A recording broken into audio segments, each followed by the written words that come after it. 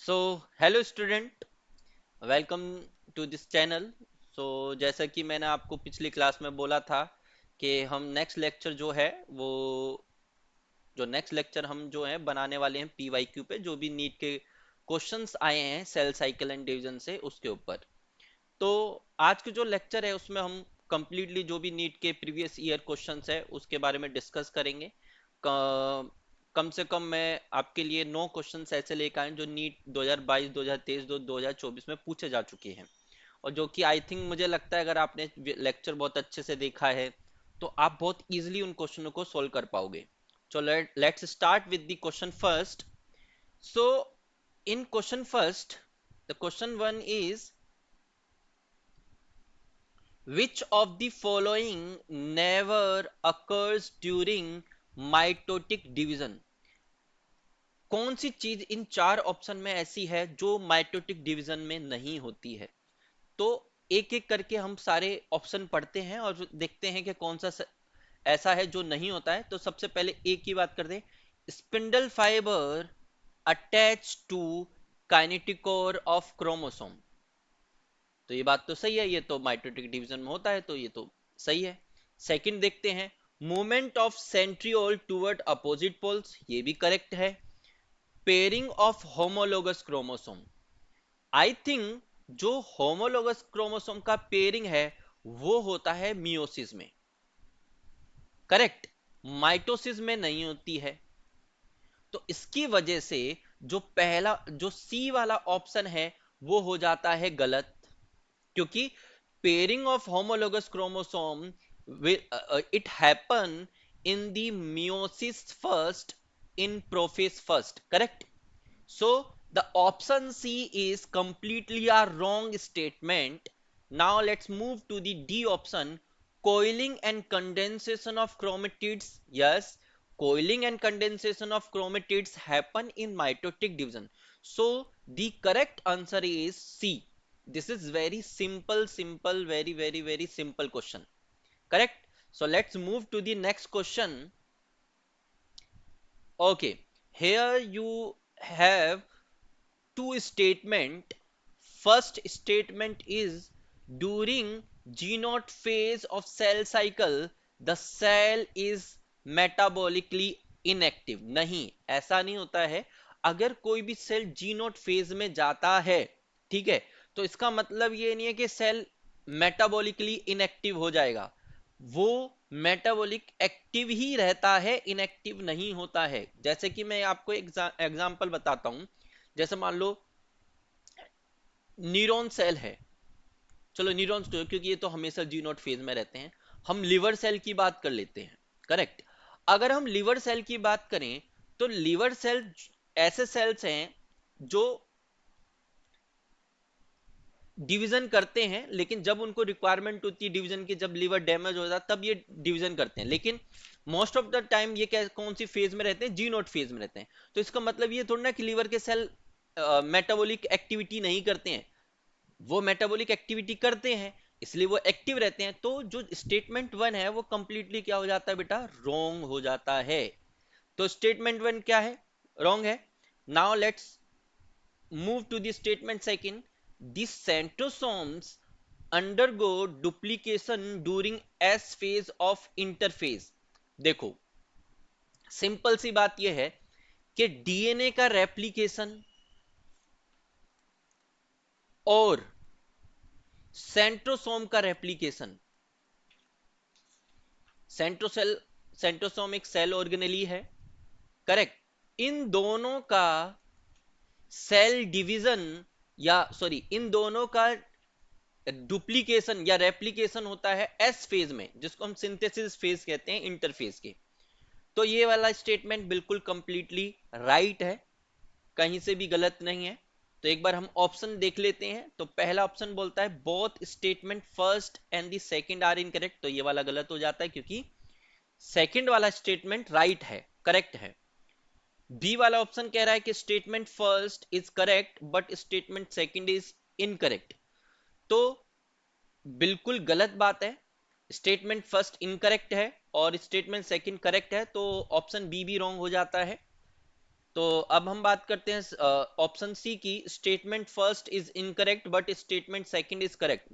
Yes, this is the right option of this question, कि statement first incorrect है और statement second क्या है, एब्सोल्युटली राइट है। तो बोथ स्टेटमेंट फर्स्ट, तो ये भी गलत हो जाएगा। तो करेक्ट आंसर इज सी। तो C option will be the right answer of this question. I think आप लोगों को ये चीज समझ में आ गई होगी, इसमें कोई डाउट नहीं होगा। मेरे हिसाब से मुझे लगता है कि this is very simple question. अगर आपने पूरा लेक्चर अच्छे से देखा है तो आप इस चीज को समझ सकते हैं। अगर लेक्चर नहीं देखा है तो एक बार आप प्लेलिस्ट को, जो आपके लेक्चर की, आप जरूर फिर से देखें, ताकि आपको ये जितने भी क्वेश्चन आप इजिली इनको सोल्व कर पाए। करेक्ट। चलो दूसरे क्वेश्चन, थर्ड क्वेश्चन पे चलते हैं। तो थर्ड क्वेश्चन क्या कह रहा है? Spindle fibre attached to kinetochore of chromosomes during, कौन से फेज के अंदर जो स्पिंडल फाइबर होते हैं वो काइनेटोकोर से अटैच होते हैं? कौन से होते हैं? तो देखो, चाहे कोई भी स्टेज हो, है ना, चाहे आप माइटोसिस की बात कर रहे हो चाहे म्यूसिस की बात कर रहे हो, हर किसी साइकिल के अंदर या टाइप ऑफ साइकिल के अंदर मेटाफेज स्टेज के अंदर ही जो क्रोमोसोम है या स्पिंडल फाइबर है वो क्रोमोसोम के काइनेटोकोर से अटैच होते हैं। So the correct answer is B, that is metaphase. Correct. तो आंसर क्या है इसका? Option B. तो ये नीट 2023 में पूछा गया हुआ क्वेश्चन है। चलिए नेक्स्ट क्वेश्चन। ओके, तो यहां पर आपको कुछ स्टेजेस दी हुई है, ठीक है, और आपको क्या करना है, इन स्टेजेस को एक करेक्ट सीक्वेंस में लिखना है। करेक्ट। आपको क्या करना है, जितने भी आपको स्टेजेस दिए है सेल डिवीजन को, आपको उसको करेक्ट सीक्वेंस में लिखना है। तो सभी को पता है कि सबसे पहले कौन सी स्टेज आती है? सबसे पहले स्टेज आती है गैप वन फेज। करेक्ट। तो सबसे पहले आएगा ई। ई के बाद में कौन सा आता है? एस फेज, मतलब सिंथेसिस फेज। तो सी। एस फेज के बाद आता है G2 फेज, मतलब गैप टू फेज। तो ए। गैप टू फेज के बाद में आता है कैरियोकाइनेसिस, मतलब डी डी वाला stages. And the last one is cytokinesis, that mean B. अब हम देखते हैं कि ऑप्शन में हमारा ये किससे मैच कर रहा है। देखते हैं। ECADB इसमें है? नहीं, तो ये भी गलत हो जाएगा। इसमें आपको दिख रहा है? नहीं, तो ये भी गलत हो जाएगा। सी में अगर हम देखें तो इसमें है? नहीं, तो ये भी गलत। Yes, D is the correct answer. ECADB is the correct option of this question. And ये क्वेश्चन आपका नीट 2024 में पूछा गया क्वेश्चन है। Okay everyone, so let's move to the next question. The process of appearance of recombination nodules occurs at which sub-stage of prophase first in meiosis? बहुत ही simple सा question है। देखो, आपसे ये पूछा गया है कि कौन सी मियोसिस मियोसिस के प्रोफेस फर्स्ट की कौन सी स्टेज के अंदर आपको रिकॉम्बिनेशन नोड्यूल्स दिखाई देते हैं, है ना। मैंने आपको बताया था कि मियोसिस फर्स्ट स्टेज के अंदर प्रोफेज होता है, और उस प्रोफेज के अंदर आपको मैंने 5 फेजेस बताए थे। वो 5 फेजेस कौन कौन से हैं? पहला फेज आपका है लेप्टोटीन, फिर है जाइगोटीन, फिर आपका पेचाइटिन पेचाइटिन फिर आपका diplotene, and the last one is diakinesis.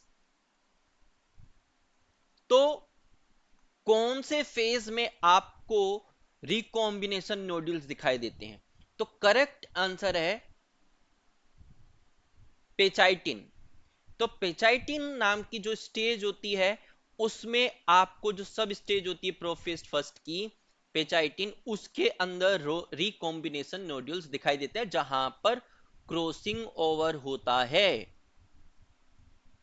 Correct, recombination को हम क्रॉसिंग ओवर भी कहते हैं। ये नीट 2023 का पूछा गया क्वेश्चन है। Okay, so let's move to the next question. ये आपका नीट 2023 में पूछा गया क्वेश्चन है, which of the following stages of meiosis involve division of centromere. देखो, आपको यहां पर थोड़ा ट्रिकी क्वेश्चन है ये। यहां पर आपको पूछा गया कि मियोसिस की आपको वो स्टेज बतानी है जहां पर सेंट्रोमियर का डिवीजन होता है, सेंट्रोमियर का, ना कि होमोलोगस क्रोमोसोम का। देखो, अगर यहां पर होमोलोगस क्रोमोसोम लिखा होता तो आंसर होता metaphase first, sorry sorry sorry, यहां पर तो आंसर होता एनाफेज सेकंड, सॉरी फर्स्ट, तो आंसर होता एनाफेज फर्स्ट अगर होमोलोगस क्रोमोसोम के डिवीजन की बात करते तो। लेकिन यहां पर बात किया गया है सेंट्रोमियर की डिवीजन का, कि कौन से में सेंट्रोमियर का डिवीजन होता है।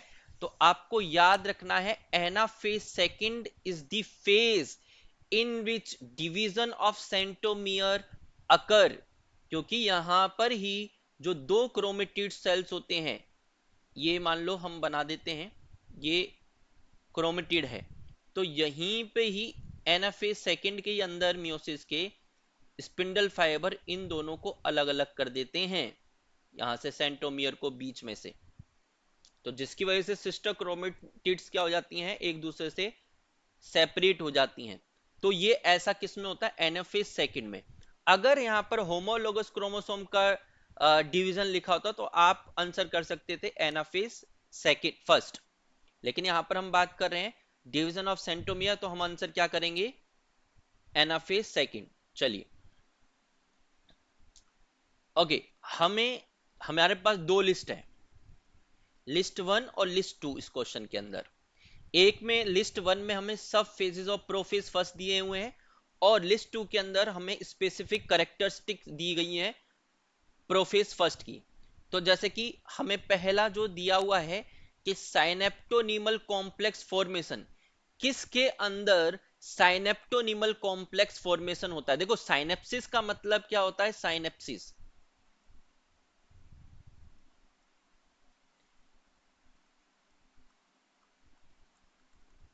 साइनेप्सिस का मतलब होता है जब मेल गैमेट और फीमेल गैमेट आपस में फ्यूज होके एक जाइगोट बनाते हैं, तो इस प्रोसेस को हम साइनेसिस कहते हैं, साइनेप्सिस कहते हैं। करेक्ट, तो सेम यहां पर ये जो साइनेप्टोनीमल कॉम्प्लेक्स है वो किसके बीच में फॉर्म होता है, दो होमोलोगस क्रोमोसोम के बीच में। मान लो कि एक होमोलोगस क्रोमोसोम ये है और एक होमोलोगस क्रोमोसोम ये है, इन दोनों के बीच में जब इस तरीके साइनेप्टोनीमल कॉम्प्लेक्स बनता है, करेक्ट, और ये कौन सी स्टेज में बनता है, जाइगोटिन स्टेज में बनता है, तो फर्स्ट वाला मैच करेगा जाइगोटिन से। अब बोला है कॉम्प्लीशन ऑफ टर्मिनाइजेशन ऑफ कियासमाटा, कियासमाटा का टर्मिनाइजेशन कौन सी स्टेज में होता है, वेरी सिंपल, डाइकाइनेसिस स्टेज के अंदर कियासमाटा का टर्मिनाइजेशन होता है, तो सेकंड वाला मैच करेगा इधर। Chromosome look like a thin thread, तो लेप्टोटिन के अंदर आपको ऐसे दिखाई देंगे। और अपीयरेंस ऑफ रिकॉम्बिनेशन न्यूडल्स पेकाइटिन में। तो अब देखो, डाइकाइनेसिस का आंसर है सेकंड, तो यहां ए बी सी डी, तो ए का करेक्ट आंसर है सेकंड, यहां पर है।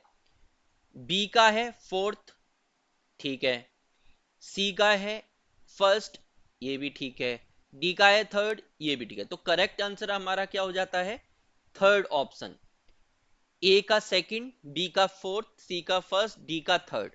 ओके, सो मूव करते हैं नेक्स्ट क्वेश्चन पे। चलिए, यहां पर भी हमें दो स्टेटमेंट दिए हुए हैं। तो पहला स्टेटमेंट पढ़ते हैं, chromosomes become gradually visible under light microscope during leptotene stage. ये तो करेक्ट आंसर है।